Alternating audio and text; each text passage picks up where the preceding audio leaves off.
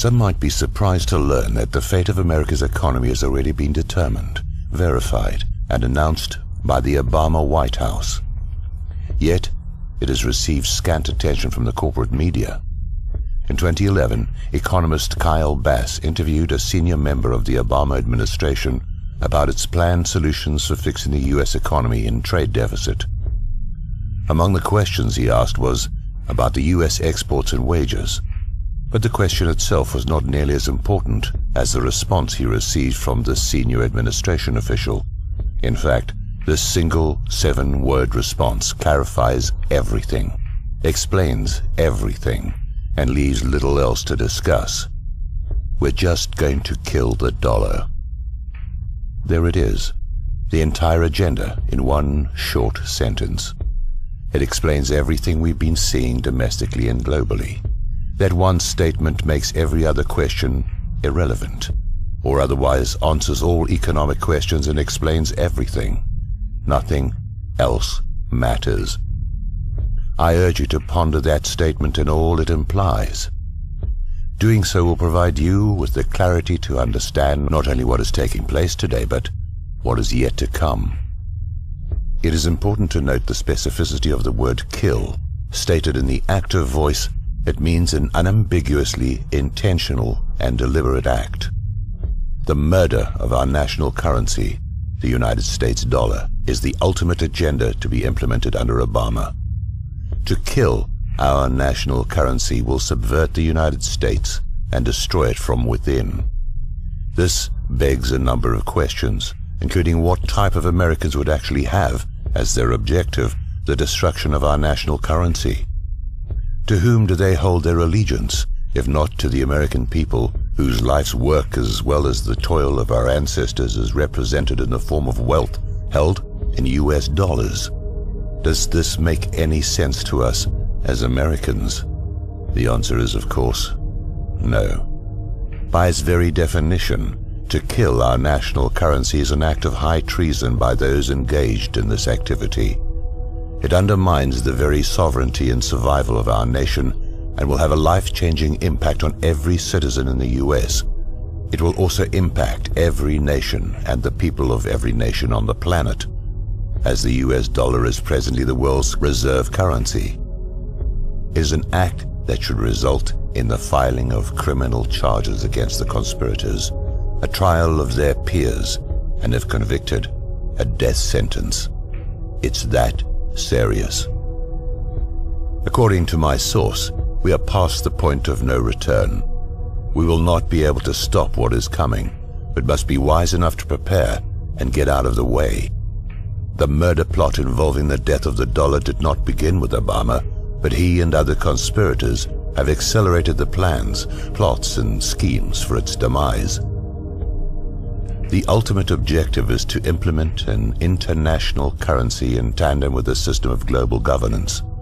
The problem is that most people are not thinking large enough, nor do they understand the magnitude of the lie.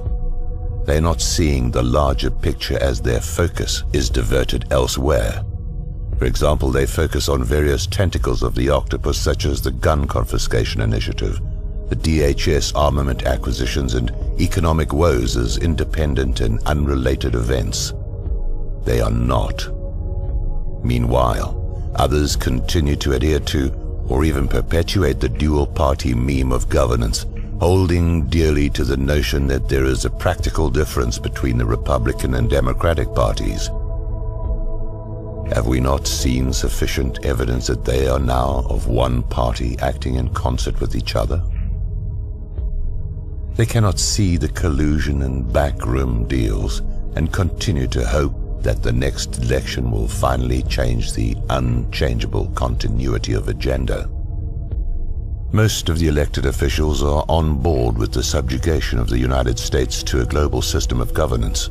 Some are actively facilitating this agenda, while others are making nominal objections on the stage of political theater, whilst hoping to earn a seat at the global table. It's entertainment for the globalists, distraction of the masses, and diversionary fodder for the talking heads in the media. America has become a captured operation, captured from within. Think of the Vichy French internal collaboration with the enemy, or softening the ground for a full takeover from within. The takeover of America has already happened. The collaborators have already been installed, and we are now on a path to complete subjugation of a larger global system of governance. If you continue to doubt this, how else would you explain the numerous examples of our dual-party governmental acquiescence of self-destruction? Those who are pleased about the new record-setting stock market highs and various other manipulated statistics that indicate our economy is improving will be the most vocal critics of this report, and who will attempt to discredit the validity of the information offered here. The more intellectually astute will look beyond the statistics offered for mass consumption, not only to identify the deliberately manipulated data, but to understand what is actually driving these false hopes, figures, and data. It is a magic show, and many are still captivated by the magician's many diversions, failing to realize that we are engaged in a global war, while being simultaneously hobbled by enemy infiltrators from within. One reason we are seeing new stock market highs is the rush to the dollar from other currencies, especially in the Eurozone. Another reason is the monetization of our debt by the Federal Reserve, despite the previous denials of Ben Bernanke and others. Simply put, the plan by the globalists or the central bankers and those behind them is to create this rush to the US dollar like passengers from a sinking ship to lifeboats. Once the lifeboats are filled to capacity, they will be sunk, and the United States dollar will be completely worthless. As in such a scenario, many will not make it. Many will die from what is coming.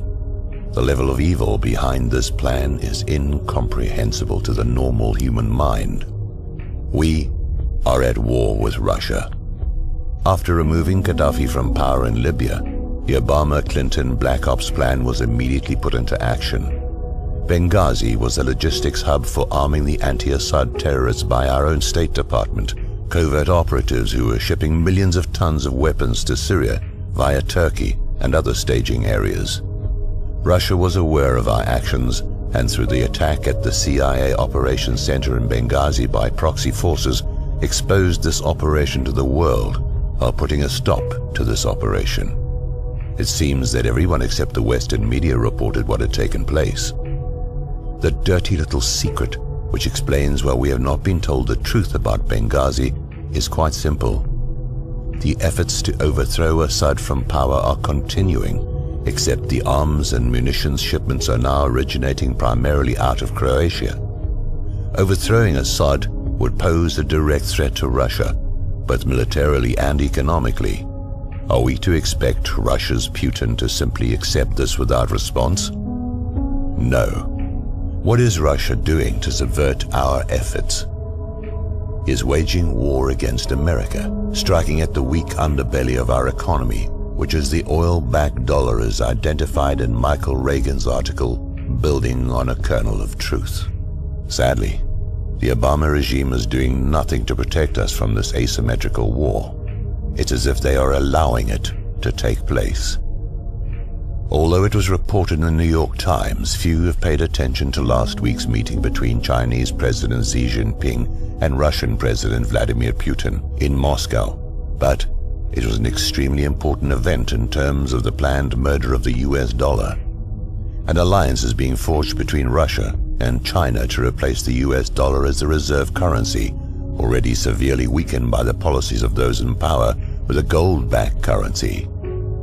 While reports do exist that cite the hoarding of gold by China and Russia, they are purposely underreporting their collective reserves. Meanwhile, Americans can't even get honest answers to the amounts of our own gold reserves held in Fort Knox or the Federal Reserve.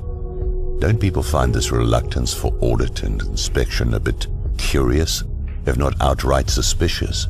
The battle is being waged not only by military might, but by a currency war. We are being played through our military involvement in the Middle East, including our covert operations against Syria at the behest of Saudi Arabia. Unlike Iraq, the war in Syria will explode, turn hot, and we will be engaged in an ominous battle that will quickly expand and turn deadly. Weakened militarily through the policies of the Obama regime, coupled with an already weakened economy, the US will suffer consequences unlike anyone might imagine or is willing to address. It is a recipe for disaster, planned and initiated by the global elite behind the central banking system, including those in our own government, who've been set up from within, lied to, and now we're about to see exactly what this globalist system has in store for not only the United States, but every nation of the world. It is critical to understand that the takedown of the US will be the result of an asymmetrical war that includes the weakening of our military, our economy, and a direct assault on our ability to keep the dollar as the world reserve currency and protect the free flow of oil and energy to the United States. Within the last week, China held a surprise naval exercise in the South China Sea. Meanwhile, Russia displayed their resurgent military might in the Black Sea. These exercises were conducted as US military forces are spread thinly across many areas of the world. Is anyone paying attention here? Just as certain a collapse of the dollar is coming, so will be chaos on the streets of America caused by this plan to kill the dollar.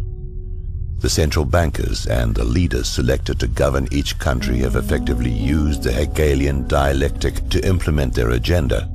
Just as stated by George H.W. Bush on September the 11th, 1990, their predetermined solution of a new world order is being formed before our very eyes.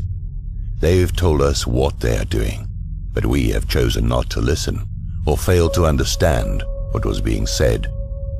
The US has always been the firewall against the globalists. By their persistence, infiltration of global elitists into our government, and covert subversion from within, we are being led to slaughter. A view from space, looking at the larger picture of events for which many have questions, a clearer picture emerges. There will be some who dare to resist the pillaging of our bank accounts, the erosion of our rights, and the enslavement that comes with the dismantling of America. The dust clouds visible on the far horizon that watchmen have been reporting for decades can now be seen as an attacking army of barbarians whose fighters are now on the ladders and cannons are breaching our empire's outer walls. Who knows how long the inner walls of our empire will survive the next wave of their coming attack. Perhaps Ernest Hemingway said it best in referencing John Donne from his novel of the same name. And therefore, never send to know for whom the bell tolls. It tolls for thee.